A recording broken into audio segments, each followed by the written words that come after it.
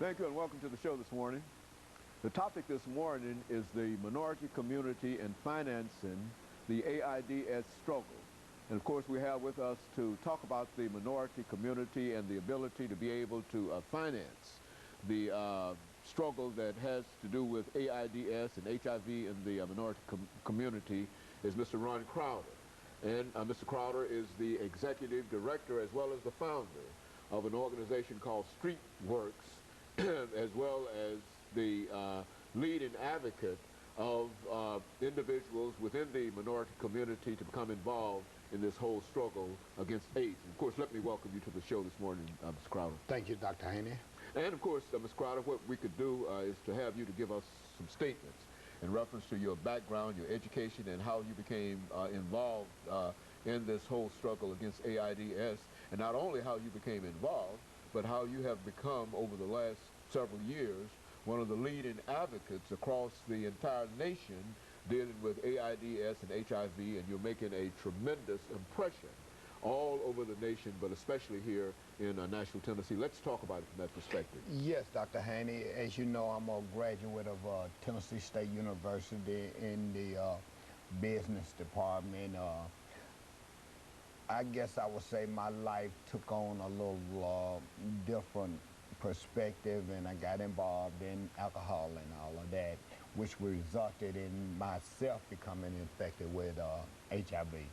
And in 1997, I founded the agency because there wasn't not a lot of services being brought to the minority community surrounding this topic of HIV and AIDS. So not only that, there wasn't a lot of people reaching out to those who was at greatest need for prevention and education, as well as care services for those people we deem hard to reach population, drug addicts, sex workers, crack addicted people, and those type people. So that's how we came about founding StreetWorks.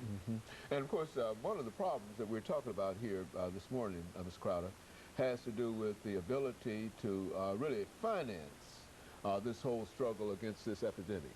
And I think that it's not only we're dealing with the minority community, but I think in terms of just trying to finance it all across the world, in Africa and every other place, that there's not enough money coming in. Let's talk about it from that perspective. Well, Dr. Haney, as you know, with the current administration and with all of the other natural disasters, funding and donations has become somewhat limited now.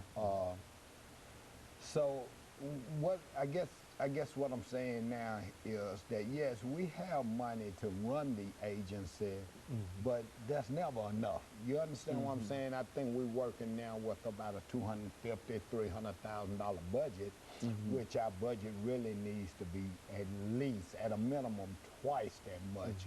And I guess what my appeal today would be is to try to get the faith community as well as the minority community to come in and help us. You know what I'm saying? Financially, with human resources, with expertise.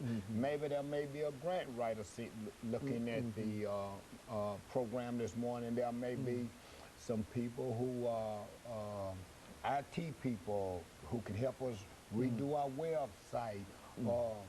There's all kind of resources that people possess that they could give. But more importantly, we do need financial help. As you know, we're located in the housing, public housing sites in Nashville. That will be James Casey over there in the Shelby Avenue area, as well as the University Court, J.C. Napier Court area. So we're located right in the community that we feel need our services the most. But still, you feel, and as we make preparations, Mr. Crowder, for this first commercial break, you do feel that while there might be some activity, financial activity to support what you're doing, that there's really not enough money that's coming specifically from the minority community the community who that has more than any other group a greater impact dealing with this disease. Is that it? Is that what we're saying over the last 10, 25 seconds? That's exactly what we're saying. And I will expound a little bit more after the commercial break on that.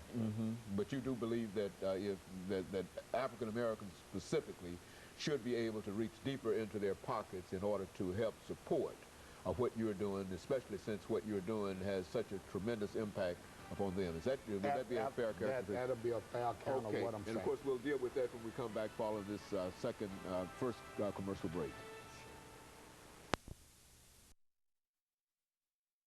We're talking to Mr. RCrowder1.